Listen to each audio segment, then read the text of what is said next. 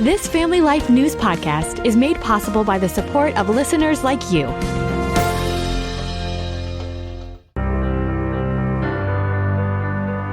Keeping calm in a world of worry. Welcome back to another edition of Real Answers, a regular Wednesday feature during the Family Life Noon Report, where we discuss the issues that matter to families with licensed mental health counselor Christopher Anderson.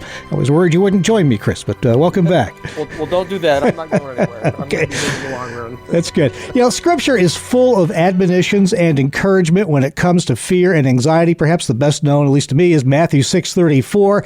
Therefore, do not worry about tomorrow, for tomorrow will worry about itself, and each day has enough trouble of its own. And it's certainly true these days, isn't it? It certainly is. And honestly, I believe that it just seems like every day there's something else that society, secular society and the media wants us to worry about. And I would say that most Christians are well aware of the fact that the Bible tells us not to worry. But the big question is, when it feels overly burdensome, what do we do to deal with it? Yeah, it's a funny thing. As Christians, it almost feels like sinful to worry or have anxiety, but that's not really the case, is it? We want to make sure that we're not taking that admonition from God and the fact that we can experience anxiety or worry as a judgment from Him. He wants us to obviously turn our eyes, especially our minds, and focus our minds and our hearts and our thoughts on Him and His truth. And I want to make sure that I'm very clear about saying too, with regards to anxiety and we'll say concern, is that there is a proper place for it. Just to give you an example, if you are a student and you have a large math exam coming up,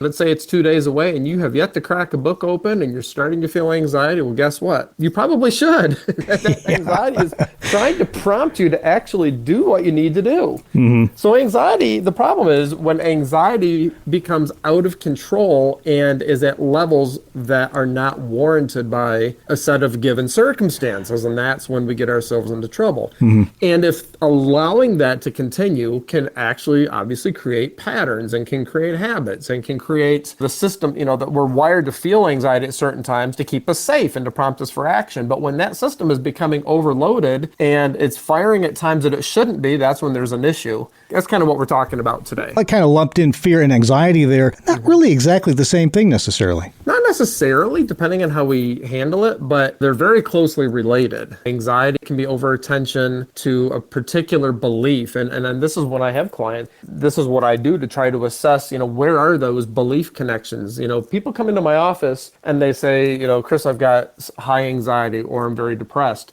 One of the first steps as a therapist, as a counselor, is to try to look for the connection as to the way they view themselves in relation to any set of given circumstances or their community or their family or their job or bigger picture here, their place in the world. How do they view God? And how do all these beliefs actually feed into a chronic state of anxiety? And to differentiate between fear or we'll just say everyday worry, anxiety can be almost like a computer. You can be running in the background and you can kind of feel this level of dread or this level of negativity, but you can't always put your finger on what's causing that. Mm-hmm. It could be physiological in nature, purely physiological. However, I definitely don't believe that, folks have purely chemical imbalances without any kind of an underlying problem with their thinking or their belief system. And so when folks come into my office early on, it's an investigative process to look at how people are thinking about themselves in relation to their circumstances or their place in the world or, whatever circumstance they find themselves in. You're listening to Real Answers. I'm Mark Webster, along with licensed mental health counselor Christopher Anderson,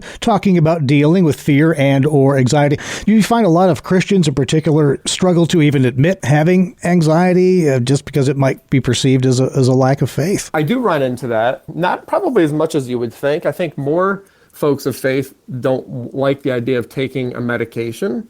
It's always good, I think, to try going to a counselor first and trying to work it out that way. Sometimes people's anxiety is so extreme and so debilitating that if you can kind of rein it in a little bit first in conjunction with counseling, it can really be incredibly helpful. And again, it doesn't mean that it's a cop-out. It doesn't mean that your faith is weak, but it can be a useful tool in helping you to get to the bottom of it. But I would say that a lot more Christians believe that, that their faith isn't strong enough or that they shouldn't be taking medication. Well, first of all, if clearing up some of the confusion and some of the excessive head chatter helps you to actually focus more on, let's say, your quiet time and your prayer times and actually, being able to concentrate on what you're reading in the Bible, I would say that's not necessarily a bad thing. But I would also say, just to let people know, that a lot of the solid anti-anxiety medications that are around now, they don't produce any kind of high. You're not getting high. Most of them are not habit forming. And of course, if there's any concerns or questions about any of those potentials, always ask your doctor, and then they will kind of help you just choose which is the right one for you.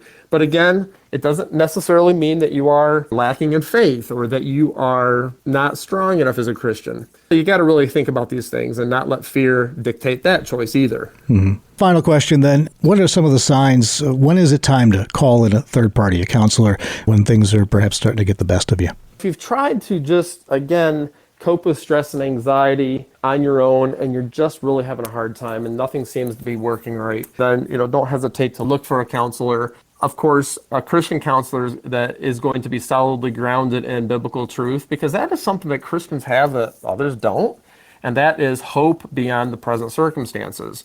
We have a hope that is not going to fade. We have a hope knowing that things are only going to get better, in the future, on this side or the other. And the reality is, folks that are open to Christian principles, I believe, and all the years I've been doing this as a career, I believe really have the best chance of getting through current difficulties, regardless of what level they are, because they know where their future lies. And they have that unwavering hope in what has already been done for us on the cross. And that right there, folks that aren't willing to talk about things of faith, they're disadvantaged. They're at a disadvantage, quite honestly. So I think looking for a Christian counselor, if you feel like you've exhausted all other opportunities for, dealing with anxiety on your own without a little bit of help, definitely is what you need to do. Yeah, I don't know how you cope in this modern world without having that Me either. to go on for you. You've been listening to Real Answers, a Wednesday feature of the Family Life Noon Report, where we discuss the issues important to families with licensed mental health counselor Christopher Anderson. Thanks as always, Chris. You're welcome, Mark. Thank you. Thank you for listening to this Family Life News podcast. If you've been encouraged by what you've heard, please share it with others and click the subscribe button to automatically receive future episodes. Family Life is a listener-supported ministry. Podcasts like this are made possible by your financial partnership. Find out more at familylife.org.